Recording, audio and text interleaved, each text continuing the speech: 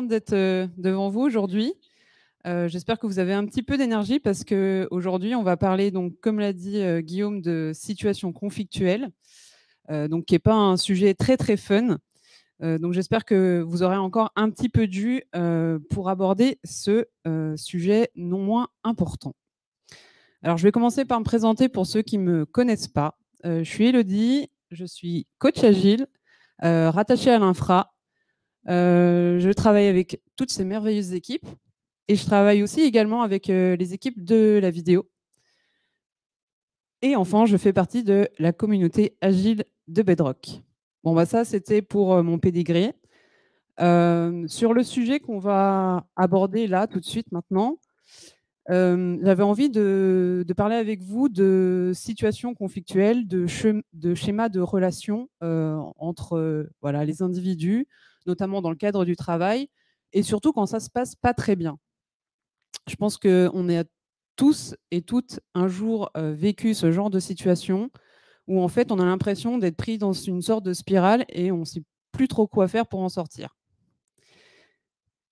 Avant de rentrer dans le vif du sujet, je voulais voir si certains ou certaines se reconnaissent ou reconnaissent leurs collègues dans ce genre de situation.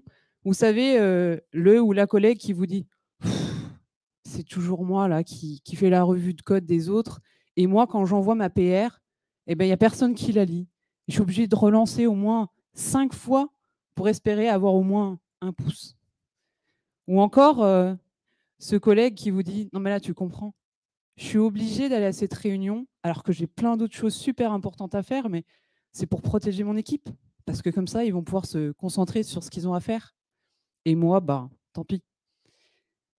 Ou enfin, le collègue un peu moins sympa, qui, quand vous allez venir lui poser une question, va vous dire « Non mais attends là, ça fait 3 fois que tu me poses la même question. C'est tout écrit dans la doc, hein, elle n'est pas là pour faire joli. » Est-ce que ça vous rappelle des choses? Ok, je vois des acquiescements dans le public. Donc, il y a fort à parier que du coup, vous soyez tous et toutes tombés donc, dans le fameux schéma relationnel dont je vous ai parlé. Ce schéma, il porte un nom. Il s'appelle le triangle dramatique. Bon, comme ça fait un petit peu peur. Vous le connaissez peut-être aussi sous le nom du triangle de Karpman, du nom de la personne qui l'a, on va dire, théorisé. Monsieur Karpman, là, que vous voyez ici, c'est un psychiatre américain qui est un disciple de l'inventeur de l'analyse transactionnelle, Eric Berne. Je vais faire une rapide parenthèse sur l'analyse transactionnelle, mais ça ne sera pas le sujet du talk. Donc, l'analyse transactionnelle, c'est une théorie sur les interactions entre les individus, la communication et les différents états, on va dire, à l'intérieur des individus. Donc, dit comme ça paraît un peu complexe, mais tout ce que vous avez à savoir, c'est que du coup, le fameux triangle dramatique, c'est une figure de l'analyse transactionnelle et que ça a été théorisé dans les années 60-70. Donc, ça fait déjà quelques temps. Bah maintenant, à quoi il ressemble ce fameux triangle? Jusqu'ici, ça ressemble à peu près à un triangle géométrique, mais ce qui nous intéresse surtout, c'est qu'il va... en fait, il y a 3 postures. On a donc le persécuteur, qu'on connaît aussi parfois sous le nom de bourreau. On va retrouver le sauveur, qu'on retrouve aussi parfois appelé le sauveteur. Et enfin, pour compléter ce triangle, on a une victime. Avant de vous détailler ces différents rôles, je vais vous faire un énorme disclaimer. Je vais parler dans mon talk indifféremment de rôle, de posture, mais en tout cas, je ne parle pas de personne. Je m'explique. Le persécuteur, on pourrait tenter de s'imaginer des gens qui souffriraient d'une pathologie de type pervers narcissique. Non, là, ce n'est pas question de ça. Ici, on va vraiment parler d'une personne, on va dire, normale, ne souffrant pas de perversion narcissique, je ne sais pas comment on dit, mais en tout cas de quelqu'un qui va, dans la relation, endosser le rôle de persécuteur. Pareil pour la victime, on ne parle pas d'une vraie victime, d'agression, de harcèlement ou quoi d'autre, mais on va parler plutôt d'une personne qui va endosser un rôle de victime. Et enfin, pour les sauveurs, Bah, contrairement à leur deuxième appellation, les sauveteurs, ça n'a aucun lien avec les métiers de type sauveteur en mer ou enfin bref, tous les métiers du soin et du secourisme. Maintenant que le disclaimer est posé, je vais maintenant vous expliquer un petit peu plus quels sont ces 3 différents rôles. On va commencer par la victime. La victime, si on pouvait lui donner une phrase fétiche, ça serait: «Pauvre de moi». Parce que la victime, qu'est-ce qu'elle fait? Je m'adresse au féminin, mais ça ne concerne pas que les femmes évidemment. En fait, la victime, elle va se plaindre tout le temps de beaucoup de choses. Elle s'apitoie sur son sort. Vraiment tout ce qui lui arrive est horrible, affreux. La victime, de manière totalement inconsciente, en faisant ça, elle recherche l'attention des autres. Elle cherche à ce qu'on s'intéresse à elle, à ce qu'on lui demande: «Ça va? Tu es sûre? Est-ce que je peux t'aider?» Et enfin, la victime, un troisième point qui la caractérise, c'est qu'elle est absolument pas responsable de tout ce qui lui arrive. Si vous l'écoutez, la victime, tous ses malheurs sont, dus à son manager, évidemment, à ses collègues, bien sûr, mais en tout cas, surtout, surtout pas à elle. Au final, la victime, quel intérêt elle a à être dans son rôle et à rester dans le triangle, dans son rôle? Eh ben, c'est tant qu'elle est dans ce rôle, eh ben, les gens s'intéressent à elle. C'est quand même vachement sympa. On s'occupe de moi. On va passer maintenant au sauveur et lui, sa phrase fétiche, c'est: «Laissez-moi vous aider». Avant de détailler un petit peu ce qui caractérise le sauveur, vous allez peut-être vous dire: «OK, je comprends, la victime, c'est pas forcément un rôle qu'on a envie d'endosser. En tout cas, c'est pas très valorisant. Personne n'a envie d'être reconnu comme une victime. Mais le sauveur, c'est quand même vachement bien, non?» Ben non. Et je vais vous expliquer pourquoi. Déjà, il y a une différence entre sauver et aider. Dans le sauveur, il y a une notion de, il va voler au secours de la victime, il va s'interposer, c'est-à-dire que la victime ne lui a rien demandé, mais lui, il arrive, il la sauve. Voilà. Il y a une phrase qui résume bien ça, que j'aime beaucoup, c'est qu'on peut dire que le sauveur, il inflige de l'aide. Ça paraît assez paradoxal, mais c'est pour vous dire que potentiellement, par son action, le sauveur va peut-être faire plus de mal que s'il n'avait rien fait. À savoir que le sauveur va aussi, en pensant aider sa victime, la rendre totalement, dépendante de lui puisqu'il fait à sa place et il ne la rend pas autonome sur, voilà, le fait de se sortir de son problème. Et un dernier point non négligeable sur le sauveur, c'est qu'en fait, lui, qu'est-ce que ça lui permet? Pendant qu'il sauve les autres, il pense surtout pas à lui. Donc il va surtout pas regarder ses problèmes, il va mettre tout ça sous le tapis et puis, au final, ça l'arrange bien parce que vous comprenez, il a mieux à faire. Il faut qu'il sauve les gens. Qu'est-ce qu'il y gagne le sauveur, dans ce triangle et à rester dans cette posture? Il est vachement valorisé. C'est bien vu de sauver les gens, d'aider. Pour finir, pour compléter le triangle, on a donc le persécuteur. Lui, sa posture, c'est: «Tout est de votre faute. J'ai raison. Vous avez tort. Vous faites des erreurs». Et ça explique, sa posture qui est dans l'agressivité. C'est-à-dire, c'est pas, la personne qui va vous parler, gentiment. Il a une très, faible tolérance aux erreurs des autres et donc le persécuteur, vis-à-vis de la victime, qu'est-ce qu'il va faire? Eh ben, il va la critiquer, la dévaloriser, il va la juger. Il va pas non plus pas seulement juger, son travail, mais il va aussi juger sa personne. Il y a un problème, majeur concernant le persécuteur, c'est que, la forme de son message éclipse totalement le fond, hein. Donc effectivement, le persécuteur fait des reproches.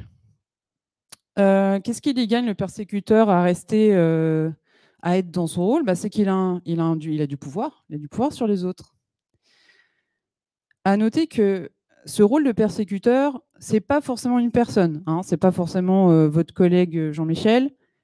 Ça peut être une espèce d'entité, vous pouvez vous sentir, Vous pouvez être persécuté par, je ne sais pas moi, le gouvernement, l'équipe, Tartampion, enfin bref, c'est pas forcément une personne physique. Donc là, vous comprenez que comme chaque rôle a un intérêt à être dans le triangle, bah, c'est un peu compliqué d'en sortir. Donc le persécuteur va agir sur la victime et le sauveur va essayer de la sauver. Et puis, bah, comme ça, ben, c'est un peu difficile d'en sortir. Comment ça se met en place? Le plus souvent, ben, dès qu'il y a 2 rôles qui apparaissent, ça va appeler automatiquement le troisième. Bon, dans la plupart des cas, c'est la victime qui se plaint d'un persécuteur, donc réel ou fictif. C'est-à-dire, voilà, je me plains du, je sais pas, du top management, bref. Et le sauveur, tout de suite, en voyant la victime, va émerger.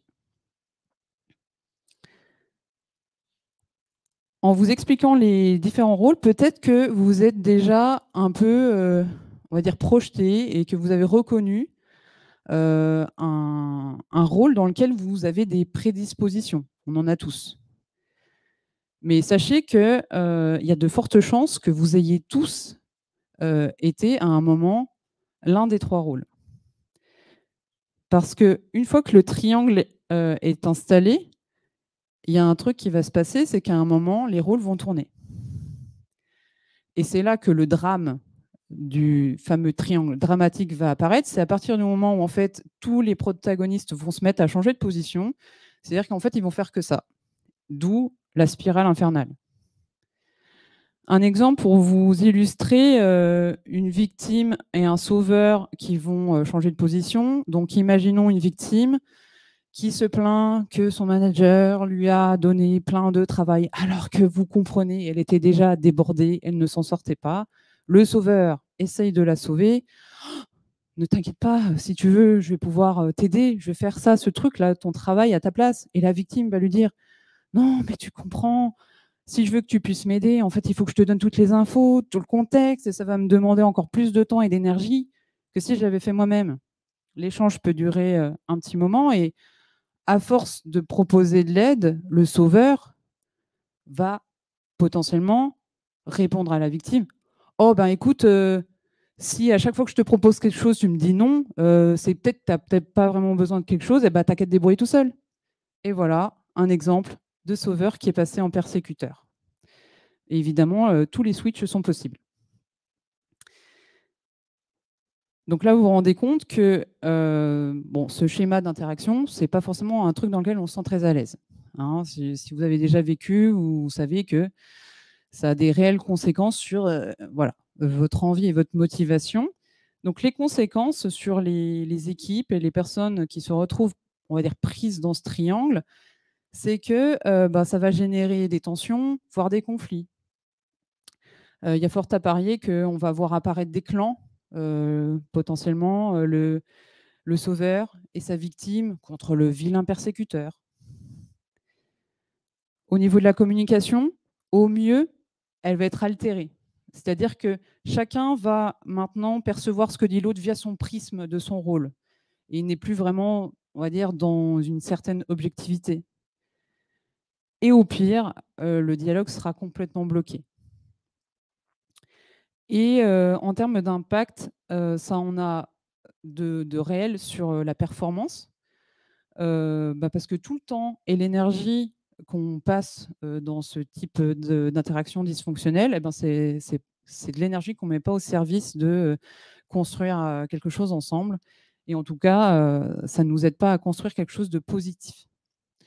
C'est un vrai facteur de risques psychosociaux parce que voilà, tout ce qui est ambiance morose, délétère, conflit, on sait que ça n'est absolument pas un facteur qui contribue à la qualité de vie au travail.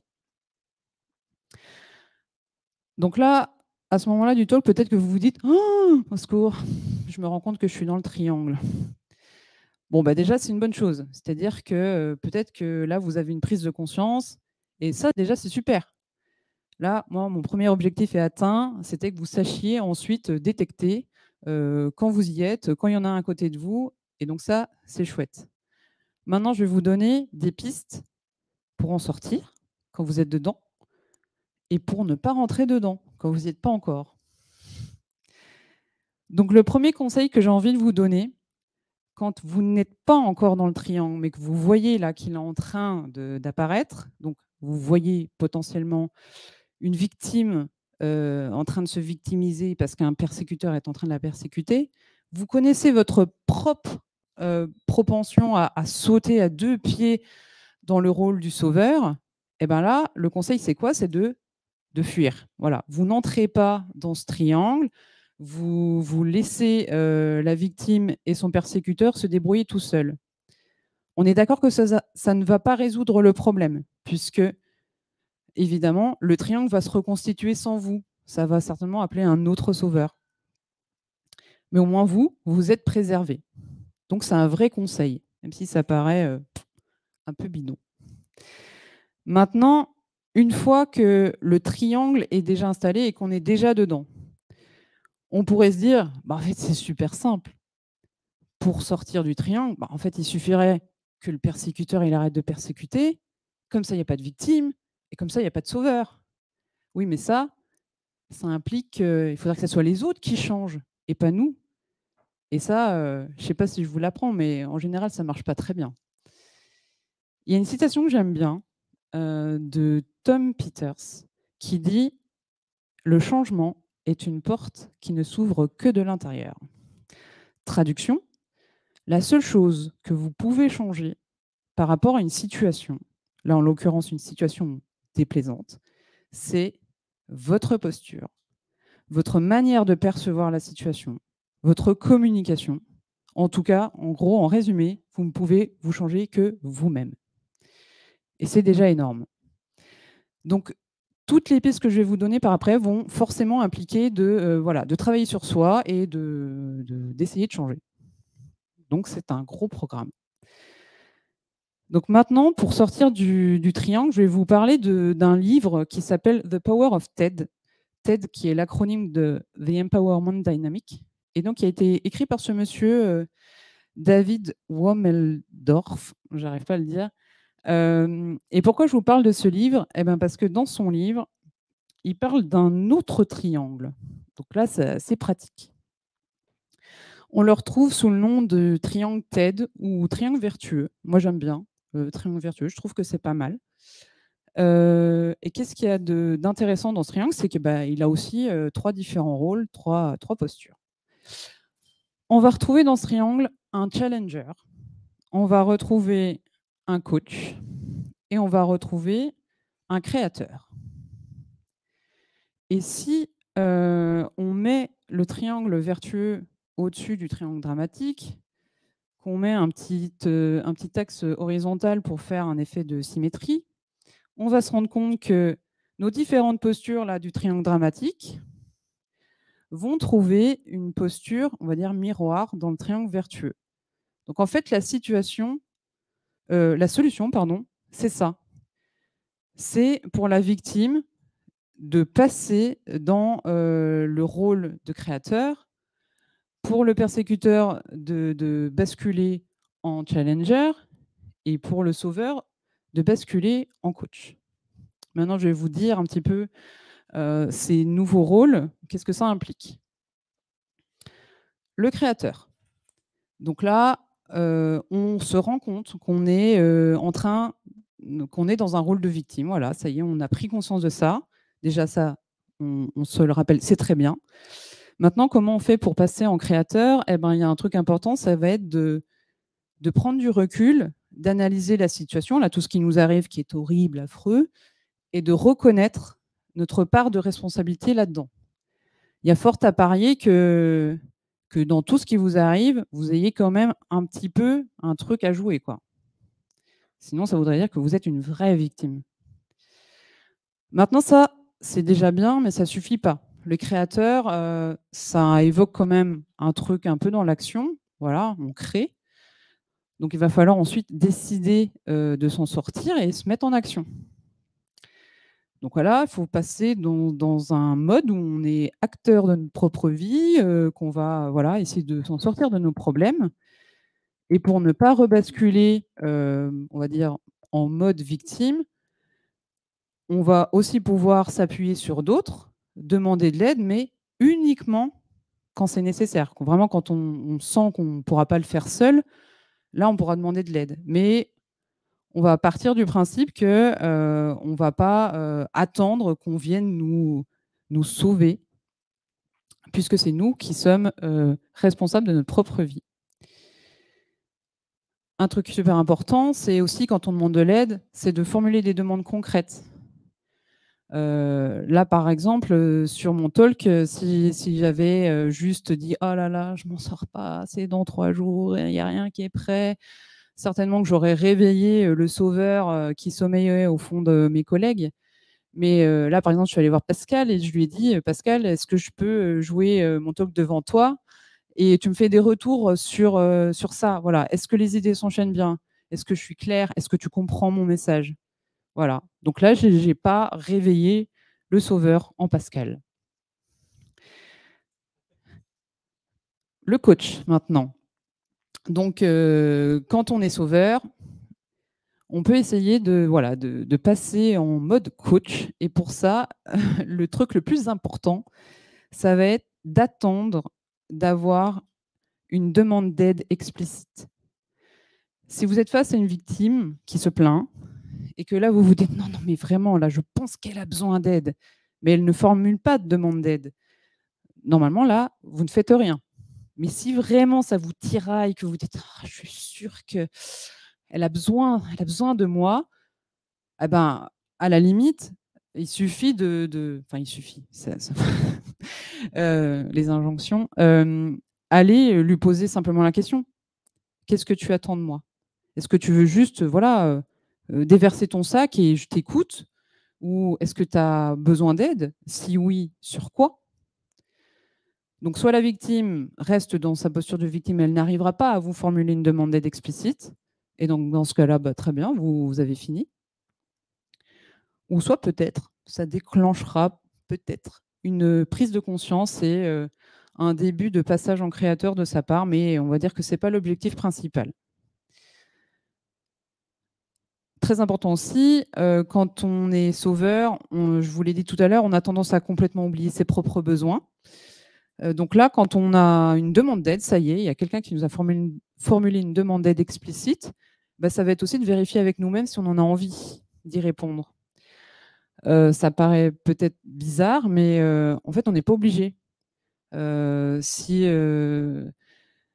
Voilà, il faut se poser la question, est-ce que j'aide la personne parce que c'est la bonne chose à faire, ou est-ce que je l'aide parce que j'en ai envie? Voilà.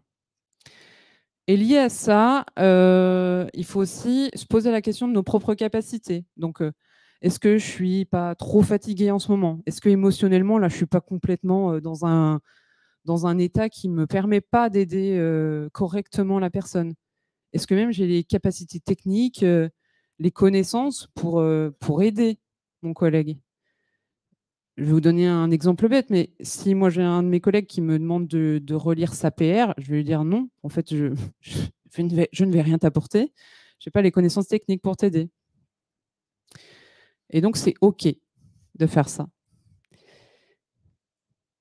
Le challenger, donc c'est la position miroir du persécuteur. Donc là, je vous l'avais dit tout à l'heure, le persécuteur, il a un gros problème, c'est la forme de ses messages. Il est agressif, il juge. Donc sa grosse mission à lui, ça va être de soigner sa communication. Donc orale, écrite, partout. Parce que forcément, quand la forme du message n'est pas bonne, on n'entend pas le fond. Donc ça paraît simple, mis comme ça sur un bullet point, mais en fait c'est super dur. Ça demande énormément de travail. Le persécuteur, il est très à l'écoute de ses propres besoins, mais moins des autres. Du coup, le challenger, lui, c'est justement, il faut qu'il soit à l'écoute des besoins des autres, qu'il soit plus ouvert, qu'il comprenne.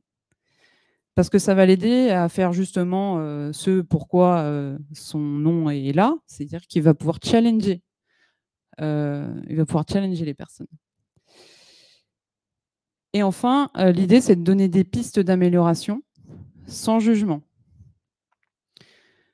Là-dessus, je vous renvoie à la conf que Anne-Laure et Pauline donnent sur la revue de code On n'est pas venu ici pour souffrir, qui donne des pistes sur comment faire des retours, on va dire, constructifs à ses collègues. Voilà pour les 3 rôles de ce triangle vertueux. Donc c'est sûr que dit comme ça a l'air simple, mais pour de vrai, c'est pas forcément évident. Je vous donne encore quelques autres pistes et outils qui me semblent être utiles pour tous les rôles et pour tout le monde, en fait. Donc le premier, la communication non violente, que vous connaissez peut-être aussi sous l'acronyme de CNV. Donc c'est assez, ça fait bien le lien avec le challenger qui doit soigner la forme de sa communication. L'idée de la communication non violente, c'est de faire passer nos messages, nos demandes sans jugement. On part d'observations factuelles, on donne notre sentiment, on parle de nos besoins fondamentaux pour finir sur une demande auprès de la personne. Donc c'est très utile pour faire des feedbacks, que ce soit positif ou négatif. Et il y a un truc qui est hyper important, c'est qu'à la fin, la demande, ça veut bien dire ce que ça veut dire. C'est pas une exigence. Donc on accepte que la personne prenne ou ne prenne pas notre demande. Ça, c'est pas un outil à proprement parler. Les 4 accords Toltec, c'est un livre de développement personnel, on va dire, qui nous donne 4 grands principes qu'on pourrait tous et toutes s'appliquer dans notre vie de tous les jours. Ils sont de bon sens, mais assez durs à pratiquer vraiment de manière intensive. Je vous les donne parce qu'il y en a certains qui me semblent très à propos en lien avec les différents rôles.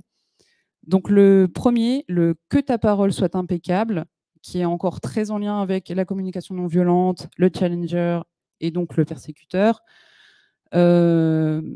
C'est le fait de parler aux autres et de se parler à soi-même sans jugement, sans critique, sans reproche et sans agressivité.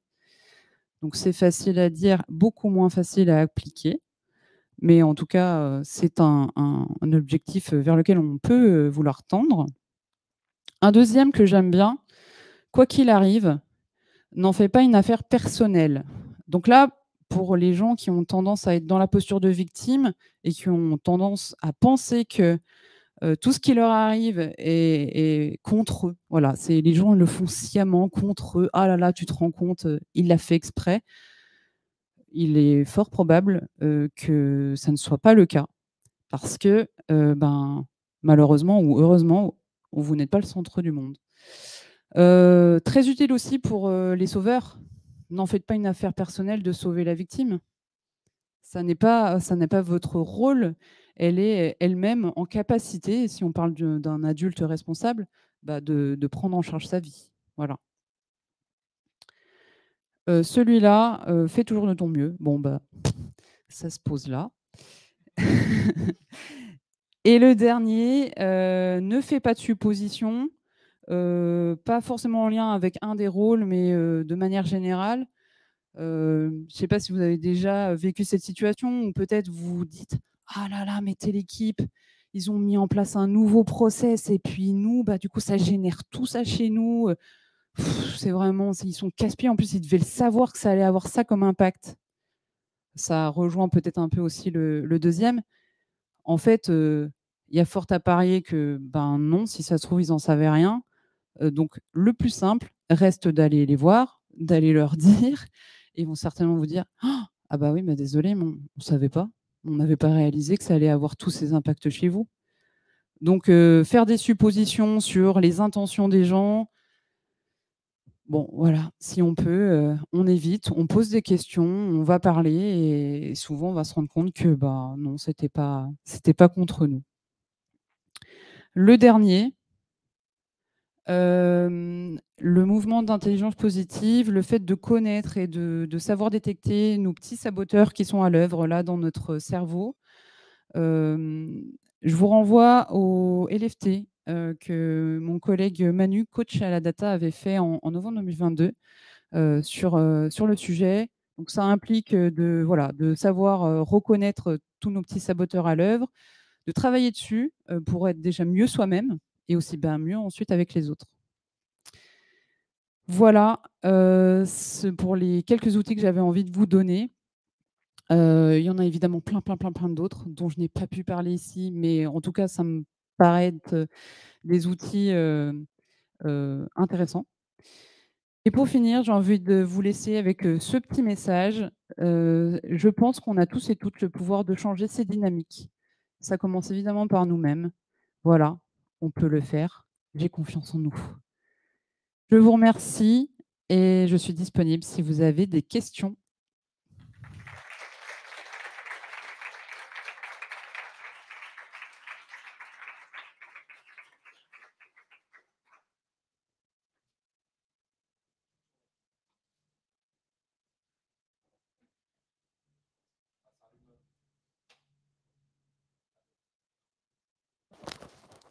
Si. Des questions?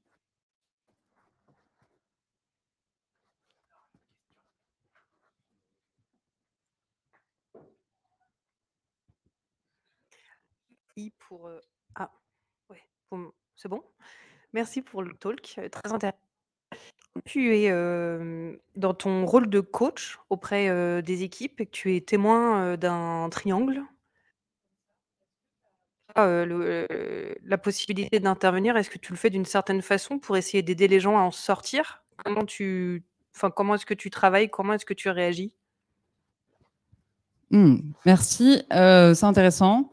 Oui, évidemment, que je suis, témoin de triangles dans les équipes. Parfois, je vais, on va dire, juste, nommer le truc. Là, je pense que tu es en posture de victime et cetera et en fait, le plus souvent, j'interviens pas. On va dire que je suis pas, médiatrice, je gère pas les conflits, malheureusement et en vrai, le meilleur truc, c'est que les gens arrivent à en prendre en conscience eux-mêmes. Évidemment, si on arrive au stade de conflit un peu, nucléaire, où ça part un peu dans tous les sens, ah là là, oui, je vais revenir, mais la plupart du temps, non. Peut-être, plus, voilà, en aparté, prendre les personnes, essayer de leur faire prendre conscience, mais je pense que le mieux, c'est de réaliser soi qu'on est tombé dans ce schéma.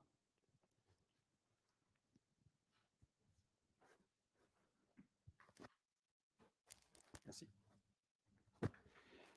1, 2 à 2. OK. Bah, merci pour ta conférence.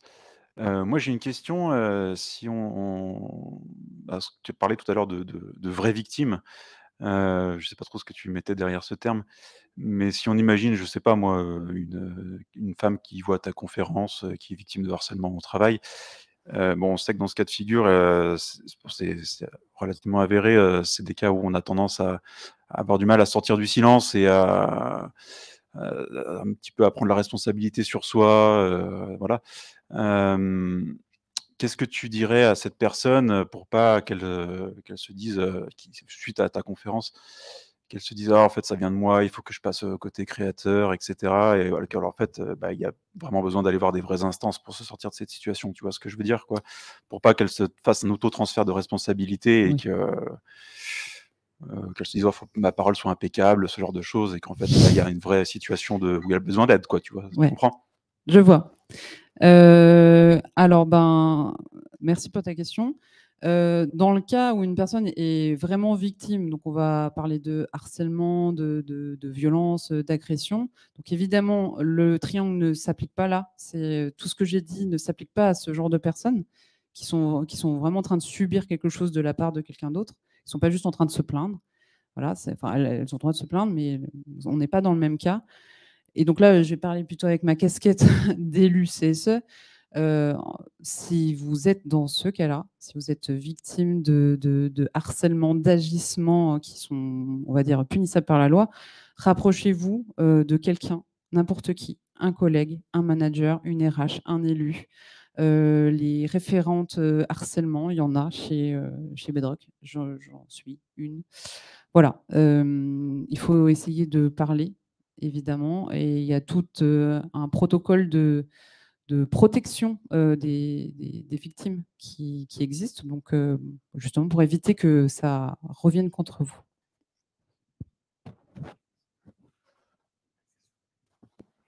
Il y a des questions en ligne.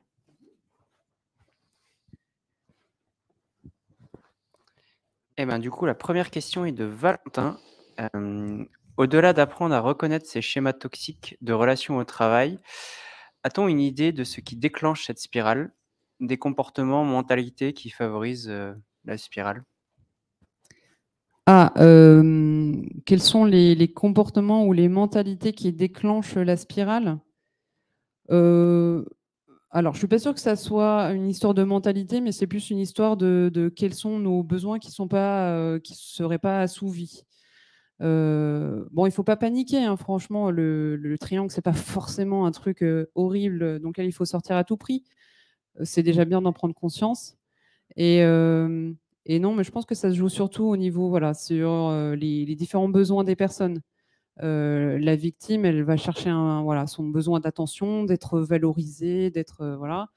Donc c'est, on va dire, peut-être des modèles qu'on reproduit depuis l'enfance, hein. Je pense qu'on peut trouver des triangles de Karpman dans les familles, voilà, entre parents, enfants, voilà, c'est des modèles aussi, des schémas qu'on reproduit un peu à l'infini et dans lesquels on va sauter facilement parce qu'on les a appris et on les a intégrés. Donc en fait, c'est facile et confortable d'y retourner.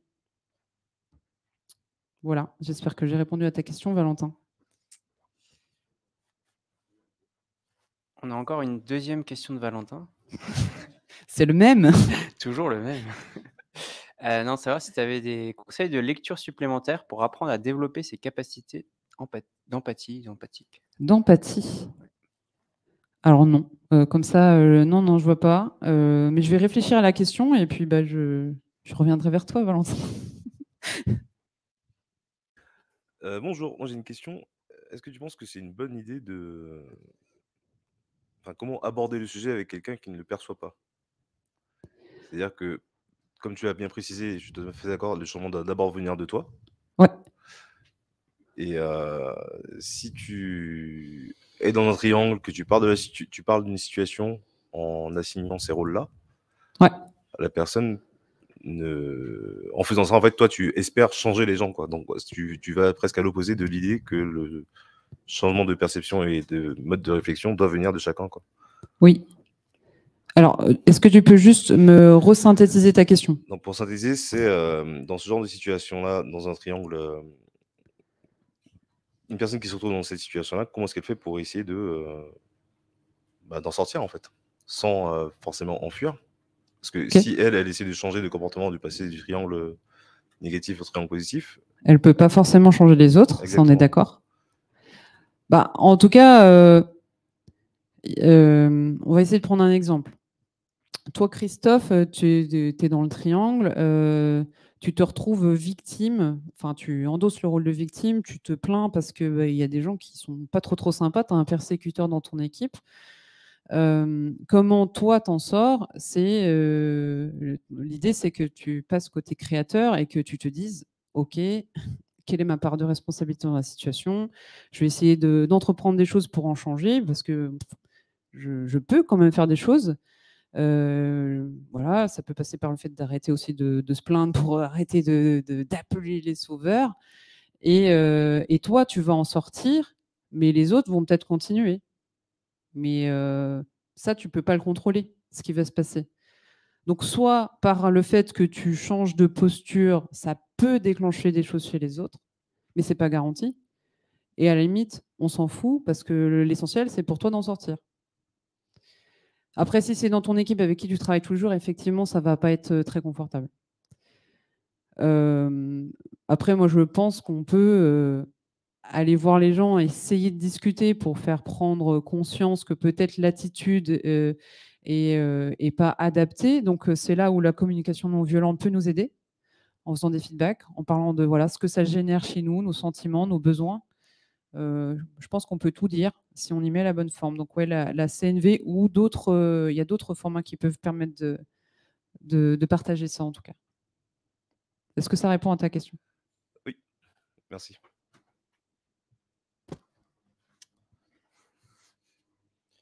Eh bien, merci beaucoup, Elodie. On peut encore t'applaudir.